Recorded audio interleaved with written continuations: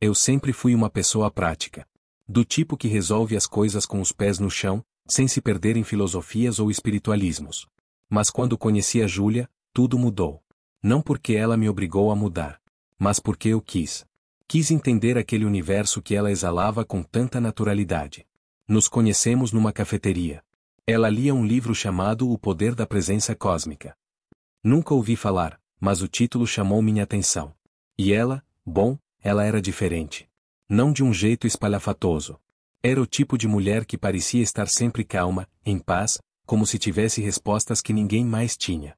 Tinha um colar com uma pedra roxa, depois aprendi que era ametista, e falava com suavidade, escolhendo cada palavra como se tivesse um significado sagrado. Ela me perguntou o meu signo antes mesmo de perguntar meu nome. Gêmeos, respondi, meio envergonhado. Um signo de ar. Mente rápida, mas às vezes perdido entre pensamentos. Eu gosto, ela disse, sorrindo com os olhos. E naquele momento eu soube, eu ia mergulhar naquele mundo. Nos primeiros meses de namoro, tudo era novidade. Retiros online, cristais sob o travesseiro, banhos de sal grosso na lua cheia. Eu achava esquisito, claro. Mas ela fazia com tanta convicção, com tanta paixão, que eu comecei a respeitar. Me vi acendendo incenso no fim do dia, meditando com vídeos do YouTube e tentando alinhar os chakras mesmo sem saber direito onde cada um ficava.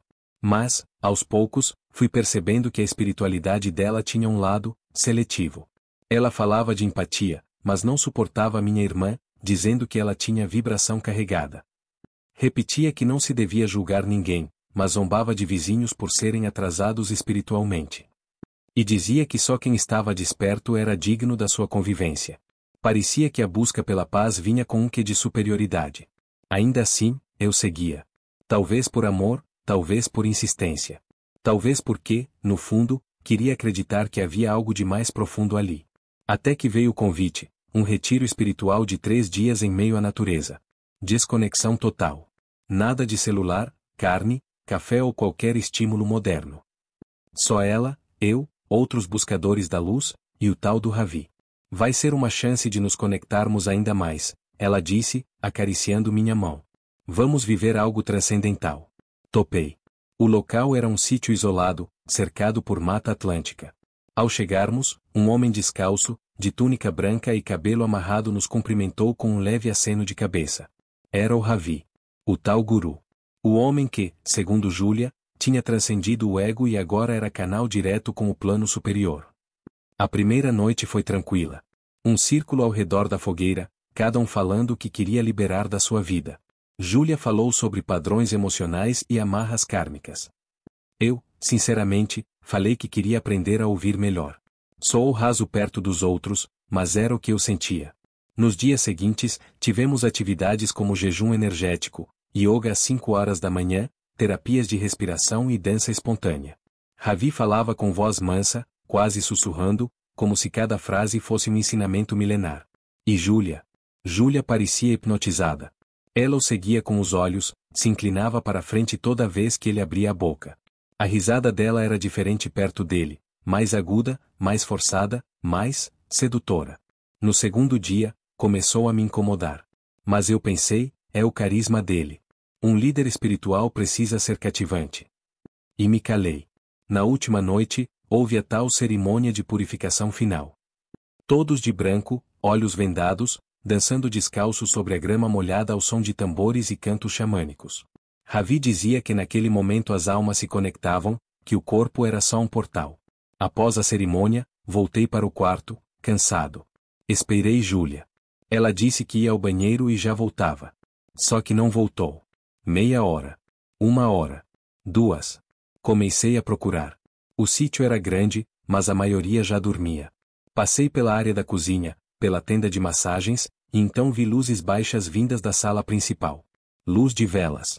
Aproximei-me devagar, com o coração batendo forte sem motivo aparente. Pelo vão da janela, vi Júlia. Com o Ravi.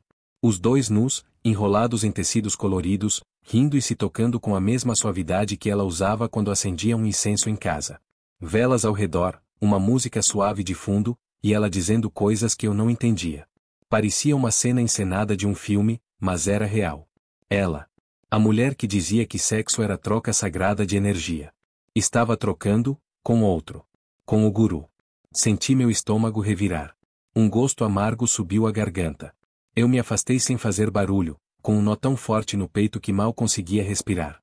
Dormi num banco de madeira, olhando o céu, com o cheiro de incenso impregnado no casaco e a cabeça a mil. Na manhã seguinte, ela entrou no quarto como se nada tivesse acontecido. Dormiu bem, amor? Trouxe chá de hibisco com lavanda. Ótimo para limpar os resquícios da cerimônia. Júlia, minha voz saiu baixa, seca, você quer mesmo saber como eu dormi? Ou vai preferir interpretar minha dor como resistência do ego? Ela parou. Ficou imóvel. Seus olhos procuraram algo nos meus. Tentou sorrir, mas falhou. O que você viu? O suficiente. Ela abaixou os olhos. Depois tentou justificar.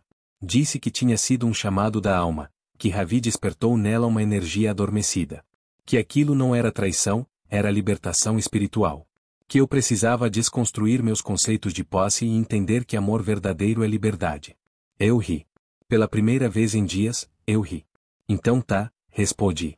Você fica com sua liberdade, e com seu guru. Saí do retiro sem olhar para trás.